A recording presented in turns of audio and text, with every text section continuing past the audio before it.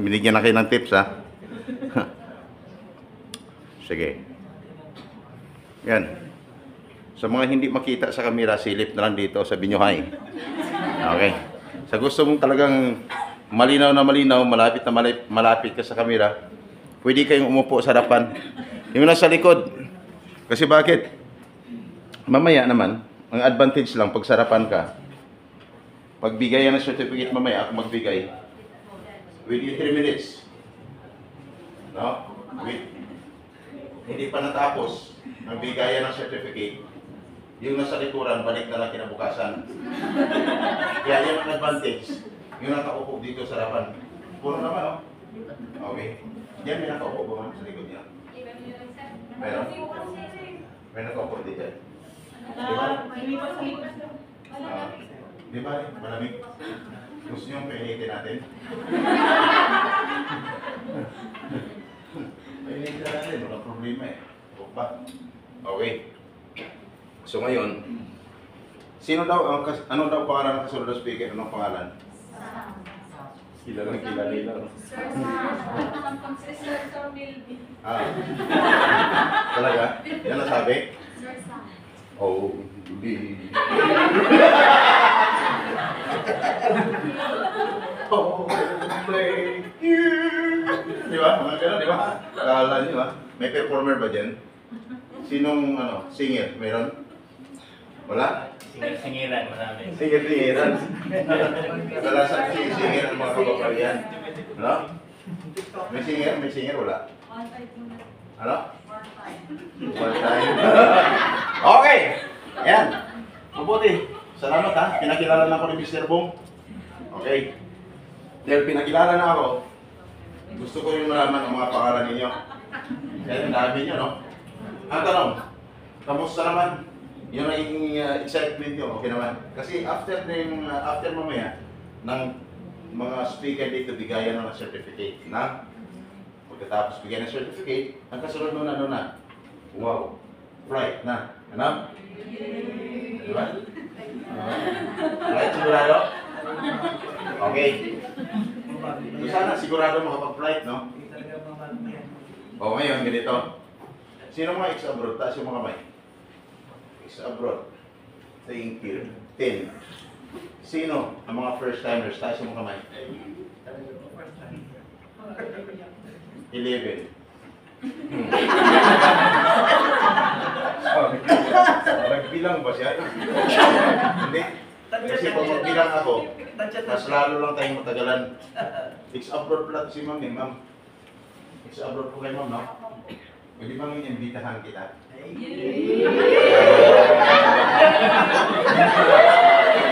Na dito umupo sa harapan. Yung pinakamagandang umiti, tumawa. Gusto ko dito umupo sa harapan. Ano ba? Ma'am, okay. May nakaupo dyan ma'am, wala. Ikaw. May nakaupo pa naman. Ma'am, save by the bell. Save ka. Pero di bali ma'am. Okay, pangalan ko. Ulitin ko lang pinag-gawin si Sam Carvalho sa tagawag sa rin ng Mipa Pirus. Umanin kami sa torneo. Nandito rin po kami ang pinita ng Mrs. Sam. Nandito po kami sa nakarang mga services para sa inyong ipalitan ng Mrs. Sam. Ano naman ang mga services na lagi kong sagot? Ganito, mamaya, inyong malalaman ang buong detalye sa aking pagbabalik. Mabilis ba ako magsalita? Yan eh. Grabe.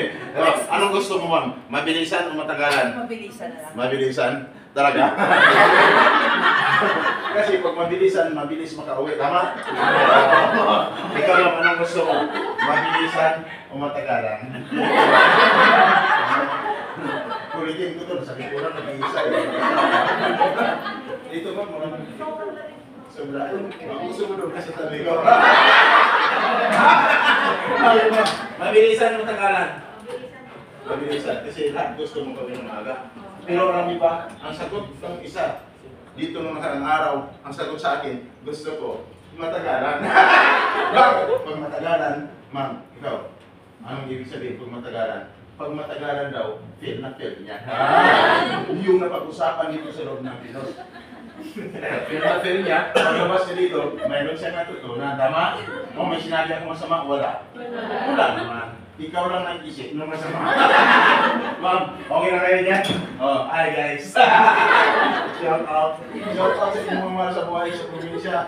Luzon, Visayas at Mindanao. Kasi baka nandito ka, matagal ka nang hinahanap ng asawa mo. Ngayon. Diba? Ngayon. Akala kung saan ka na yung pala mag-abroad lang. Tama? Oh, ma'am. Ma'am, first timer. Oh, ma'am. Magtatanong lang, makinig lang kayo sa mga ex-abroad ha. Ex-abroad. Magtatanong lang. Isang tanong, isang sagot. Ex-abroad. Iparinig sa mga first timers ha. Ex-abroad. Isigaw nyo. Isa lang ang sagot. Either masarap lang o hindi. Ex-abroad. Masarap buhay o OFW hindi. First timers. Narinig nyo? Ang sagot mo magiging abroad, hindi. First timers, ang tanong, tuloy, hindi. Tuloy! Tuloy, hindi. Baon na sa utang. Tama ka? Baon na sa utang. Tapos, tuwing umaga, may kumakatok na sa pintuan. Utang mo. Di ba? May mga iba napailan ng kaso. No? Napailan ng kaso. May iba may warrant of arrest na. Kaya mag-upload na lang. Siguraduhin mo kung may warrant of arrest. Ha? Kasi katulad ng pinasok ko dun sa Laguna last month lang, no? May warrant of arrest niya, akala niya makaligtas siya. Kasi sabi ng pulis, pag napulis ka, makapagpiansa ka naman eh. Di ba? Ay paano kung hindi ka makapagpiansa, no? Yan ang mahirap. Actually, pinuntan ko sa Laguna last month lang.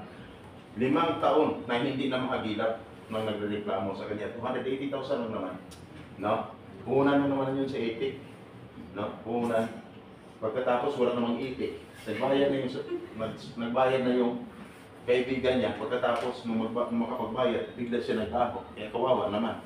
Eh sure, ngayong January 30, magbabayad na. Na-trace namin sa labas sa parang bansa. Dito, meron ba? Yung may mga tinatakasan? Wala naman. Ingat kayo ha. Nandito ako ngayon. Okay! Ngayon! sabi ng iba, parang ako ganyan din na. Okay. May inantok wala? Wala. Meron gutom. Mayroong gutom. Sinong gutom? Taas yung mga kamay. Ma'am. Okay, ang daming gutom. Kaya yung iba dyan, habang nagtutok ang speaker dito, tumatango, pero nasa isipan, yes sir, yes sir. Anong oras? Pero nasa isipan na, yes sir, yes sir. Anong oras mo kami pakakawalan dito? Kasi gutom na. Hindi lang gutom, antok pa. Kasi, ang layo ng pinagalingan, no? Okay. Pero tiisin nyo na lang, guys. Hindi naman to. Habang buhay, ganito kayo dito. Hindi naman eh. Doon sa labas naman sa may kasunod pa. Kaya kung bakit sabi ng mga ex-abroad, hindi masarap buhay OFW. No? Ma'am, magtatanong lang ako. Naranasan mo na ba yung buhay na hindi lang sobrang hirap, sobrang sakit, pero sobrang sarap naman? Naranasan mo na ba, ma'am? Okay. Mabuti man. Mabuti naman naranasan mo. Ikaw, ma'am, naranasan mo na? Hindi pa. Hindi pa. Hindi pa. Hindi niya pa naranasan. Tatanungin kita, ma'am. Anong gusto mo? Gusto mo maranasan? Gusto mo bang maranasan? Kasi pag alis mo pa lang, doon mo na maranasan yan. Yung hinatid ka pa lang sa airport, ma'am, naranasan mo ba noon? Nung hinatid ka sa airport ng asawa mo, ma'am, may asawa? May asawa? May asawa kayo?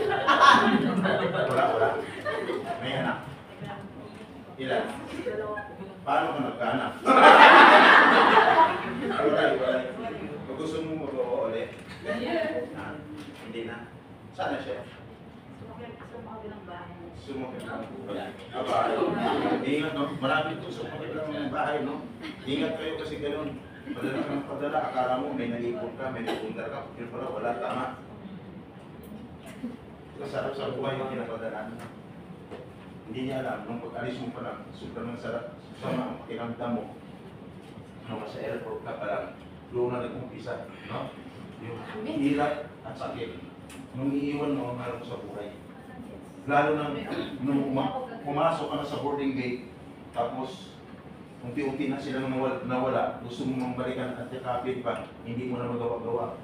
At ang pinakamahirap, nung sumakay ka na sa plane, tapos nung unti-unti na umangat ang plane hanggang sa nagtago ka sa may ulap. Tama, sir? Gusto mong sumilip doon sa may bintana, lalapit doon sa may bintana at sinasabing bawal pumunta doon sa may kuha ng iba. Pumupunta ka pa rin. No? Tapos, ang akay mo lang silipin, baka nandoon sila makikita. Hindi mo na talaga makikita. Itong nangyari, hindi mo na magawa, kasi paalis ka na. Pagdating mo sa labas naman sa trabaho ka na, nung magtrabaho ka, no? Doon mo na maramdaman ang sobrang hirap. Bakit? Bakit? Sobrang hirap. Sa pagod. Wala na magsiserve sa'yo ng pagkain. Gusto mong tawagan naman mo sa buhay yung nagkatid sa'yo sa airport nung umalis ka. Hindi mo na matawagan kasi wala naman talaga sila doon. Tama? Ginawa mo para makakain ka kasi pagod ka at gutom. Nag-serve ka na lang ng pagkain sa sarili mo. Ang tawag noon, self-service. Tama? Magawa mo na! Hanggang sa prepare ka ng pagkain. Kung kumakain ka, no?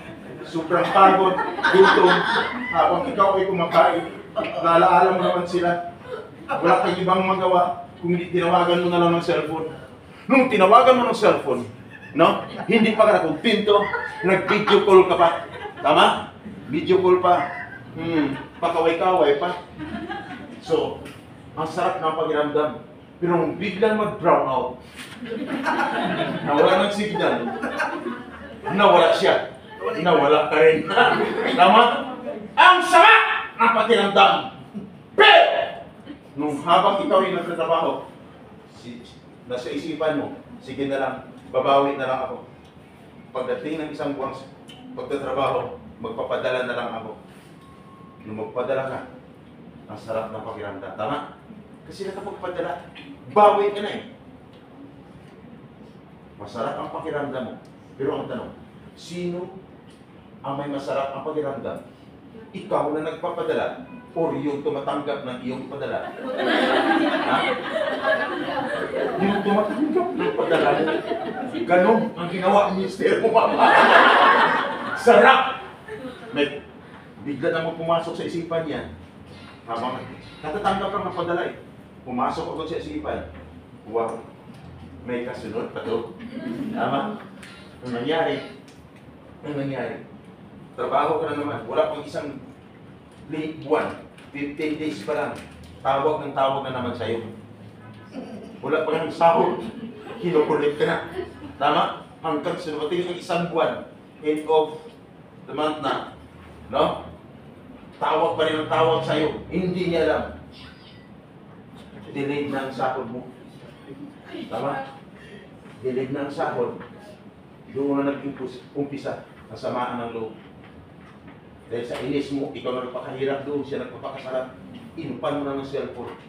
Hanggang sa, no? Hindi mo na sinasagot. Kaya puno na ng pagdududa sa iyo. Kaya ang nangyari, dahil hindi mo nagawa ang obligasyon, yung regular remittance, hindi mo nagawa. Pag-uwi mo ng Pilipinas, into contract na. Anong nangyari? Anong nangyari?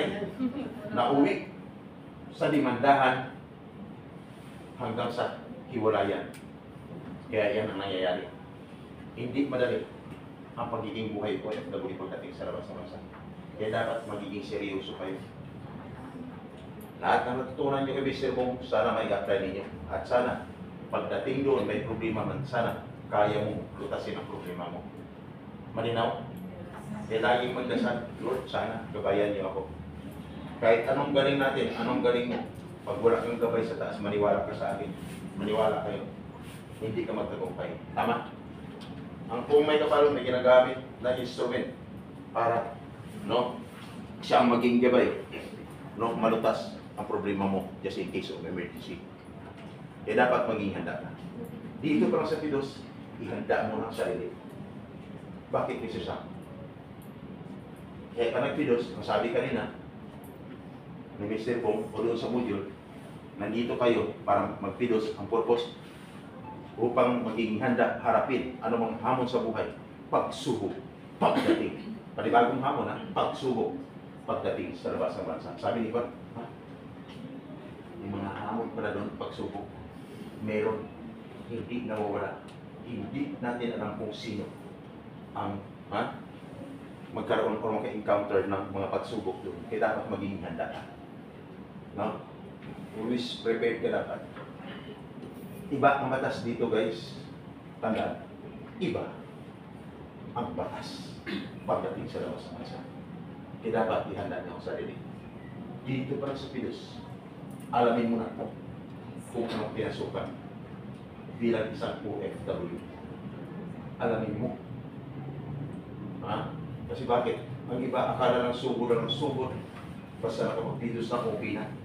Yung pala, after magpidos, ilang buwan ang hintay, hindi pa rin nakaalis.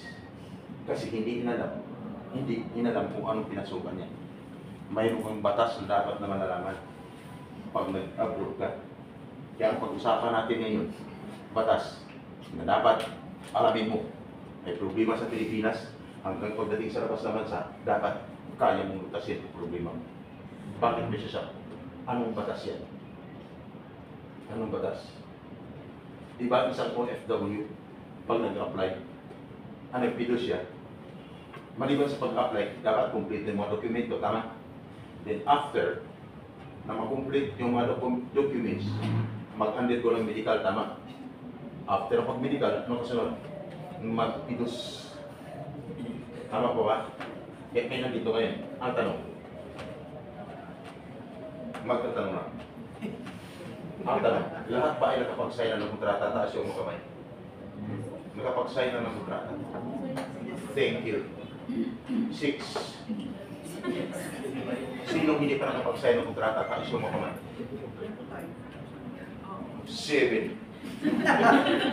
Ibig sabihin, mas marami ang hindi nakapag-sign ng kontrata. Sunod ng katanungan. Sa hindi tumataas ang mga kamay, ang tanong ko, ano kayo? Bakit hindi tumaas ang kamay? Ang iba, nasa isipan lang, pati alam ko sa'yo. Okay! Ngayon, Mr. Sam, bakit ka nagtatanong? Dahil gusto ko lang malaman. Dahil alam ko na may nakapag-sign ng kontrata at mayroon hindi, mayroon na akong sasabihin sa inyo. Kaya, concentrate. Hindi sa katabi. Hindi sa nakita niyo sa'yo sa labas. Hindi sa cellphone. Concentrate. Focus mo ang mind mo sa akin. Kasi ayaw ko, habang ako yung nagsasalita dito, mamaya bigla ka nang nalalabas. No? At anong gagawin? Siyempre, nag-alala na, bakit daw dito siya sa Pidos? Ngayon, kamusta ang excitement kanina kay Mr. Bong? 100%. 100%, tama? Tapos siya eh. Dapat ganun. 100%. Kasi doon, more on encouragement. Pagdating sa part ko, more on discouragement. Kaya normal lang.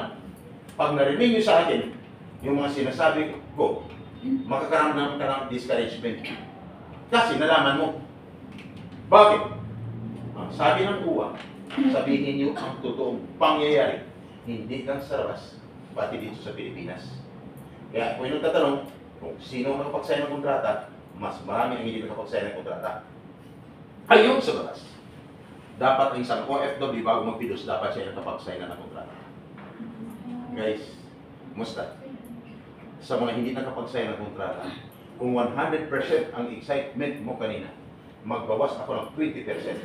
Bawat nangyari sa iyo, no? Sa 100%, bawat may nangyari sa iyo, magbawas ako ng 20%. Kaya kung ikaw ay hindi pa nakapag-sign ng kontrata, may ibig sabihin, bawas na ang excitement mo ng 100% ng 20%. Ang natira is 80% na lang. At ayon sa batas, dapat ang isang OFW, after magpidos, dapat sisiguraduhin makaalis na kasi hindi lang siya nakapag-sign ng kontrata, no? Hindi lang siya nakapagpidos, ang iba diyan, no? Ilang buwan na naghintay na, mulang nabisahan, nag-apply at nabisahan. Ayon sa batas, 60 to 90 days prior, Mula nag-apply at nabisahan ng isang OFW, dapat na-deploy na siya. Pag sabing 60 to 90 days prior, ibig sabihin 2 buwan hanggang 3 buwan, dapat wala na siya sa Pilipinas. Dapat nasa labas na siya ng bansa ngayon at dapat wala na siya sa kanyang inuupuan diyan ngayon. Sabi niyo ba, patay na tayo nito. Wala tayong magawa. Nangyari sa'yo. Kung nangyari sa'yo, another 20% ang ibabawas ko sa excitement. Ang natira is 60%. Tama? At dapat, bakit kailangan makaalis? Kasi hindi ka lang nakapag-sign ng kontrata, hindi ka lang nakapag-pidos, ang iba niya nakapag-bayad na ng placement fee. Tama? Pag nagbayad ka ng placement fee, ang salary mo is 20,000. Magkano dapat ang maging placement fee? Dapat equivalent of 1 month salary. Sabi ng iba, patay. Bakit sa akin sobrang laki? May ibig sabihin, marami kang pera. Yan ang pinag-aagawan ng mga scammer at illegal brokers. Yung maraming pera, no? Kaya kung nangyari sa'yo, another 20% ang ibabawas ko sa'yo. 60% ang natira is 40%. At apat, pag nagbayad ka sa lugar, sa Jollibee, sa Chowking, sa McDo, sa Max, Mall, hotel, o restaurant, wala sa nabanggit ko na lugar, dapat sa loob ng agency. Sabi ni iba, agency. Bakit kami sa Jollibee? Sabi ng isa nung nakarang linggo, tahimik lang. Kasi bilang, is pinamirinda tayo ni Madam. Pinamirinda, hindi niya pira yun. Pira mo yun. Kaya dapat sa loob ng agency. Kaya pasalamat kayo sa inyong agency, dumaan kayo sa tamang proseso. At dito kayo pinagpidos. Kasi kung ibang pidos, pinagpidosan nyo, uuwi ka lang, natutunan mo dyan sa module at certificate. Pero hindi mo alam yung nangyari sa'yo sa pinagagawa mo, biktima ka pala, hindi mo na alam paano solusyonan ang problema mo. Salamat kayo sa agency. Kaya dapat, pag nagbayad sa loob ng agency, no? Kaya kung nangyari sa'yo, another 20%, ang iba sa Gcash daw magbabayad. Biktima, 12 nurses, teachers, 280,000 bawat isa. Inaksyonan ko last month of November nung magpag-transaksyon through cellphone, no? Tapos, sabi, puntahan niyo ako dito sa Las Piñas. Itong bahay ko, dito ako nakatira. Nung pinuntahan, o pag may kailangan kayo, dito kayo pumunta. Ano? After long, tuloy-tuloy ng transaksyon, magbayad na kayo kasi expedite to. No? 280,000 bawat isa. Kasi ang layo ng lugar nyo, gagastos pa kayo pupunta dito eh. Di ba? Ang ganda, no? Ang galing magsalita, matamis. Nasalita ng isang dampo pa lang senior citizen. Kaya sila'y nadali. Nung magpaluwa, pinuntahan sa bahay. Wala na. Kaya dapat ingat. Sinundan ng 20 na mga aplikant from Batangas. 170,000 bawat isa papuntang Japan, papuntang Poland, Africa, Czech Republic, ayan, Malaysia, ang ganda na. Wow. Ngayon, naghintay ng 1 taon, hindi pa rin nakaalis. Another big hit. Humingi mo ng tulong sa akin, at large ng suspect, dapat, pag humingi ng tulong, dapat nandyan pa, ano? Para pag kinato ko, may haharap sa akin. Ay, ikaw man nahirapan maghanap kasi ang unang kausap mo, di ba? Ako pa kaya maghanap, di ba? O, ngayon, may pira ka nun. Ay, ako lang pira. Tapos ako pagpahanapin mo. Dapat! Pag nandyan pa, ang suspect, saka kami ng tulong, hindi yung wala na, no? Ano sariling plane yun? Nag-abroad na. Kaya dapat, ingat. Atakihin na ito. Kaya dapat, ingat. At dapat, pag nagbayad, ay mayroon ka ulang resibo. Sabi ni iba, resibo. Bakit kami wala? Another 20% ang ibabawas ko. May natira ka? Wala na. Kaya dapat ingat. Misyo sa katakot-takot naman sinasabi mo, yes, totoong nangyayari. My part is about realities. Totoong pangyayari. Dito sa Pilipinas, hanggang pagdating sa labas ng bansa. Totoong pangyayari. Sinabi ko lang sa inyo. Kaya kung nangyari sa'yo, meaning to say, you are a victim of illegal recruitment or scammer. That is a violation of Republic Act 8042 of Anti-Illegal Recruitment or 10022 as amended of Anti-Human Trafficking Violation. Guys, ingat. Habang buhay na pagkabinanggo, pag nahuli yan. Mr. Sam, bakit alam mo? Kasi yan ang trabaho ko mula noon hanggang ngayon. Yan ang trabaho ko. Wala pa itong pidos. Mga pidos yan, wala pa ito dito. Wala. Itong video, wala pa ito dati. Yan ko lagi, oh. Yan, yung hotel na yan, wala pa yan dati. Chowking pa yan dati. Year 2001. Yan, Chowking pa yan. Nakipag-take si Johnny, pag-apply lang din. No? May, ano pala kung may aware pa dito? May aware pa? May aware? Sila aware pa dito? Dahil. Yan. Nakipag-text, nakipag-meet sa Jollibee. Chowking dyan. Kay Johnny Yap. Johnny Yap, saan ka na? Parating pa lang, hindi niya alam, si Johnny Yap nasa likod na. Ako po, si Johnny Yap. May reklamo sa'yo. Ganun ang kabilis. Ilagat, ingat ha. Ingat. Ingat. May nangyari sa'yo sa labas, i-inform ang inyong agency. Kasi maraming gumamit sa pangalan ng agency, guys. Ang pakay lamang, makakulimbat na malaking halaga. Pagkatapos gamitin ang pangalan ng agency, babanggitin ang pangalan ng nakaupo sa agency, at pag nahuli ang suspect sa labas, dahil pati ng nakaupo sa loob ng agency. Bakit anong kaso? Accessories of the crime. Kaya, bakit magtataka kayo? Pag hinawakan ko ng cellphone ko, pag inikot ko, ayan, at pag may tinapatan dyan, biglang nag-blink ang video ko. May ibig sabihin, positive, mayroon sa loob. Yung hindi ko nahuli sa labas, dito ko nahuli sa loob. Kaya dapat ingat, ha? Ingat.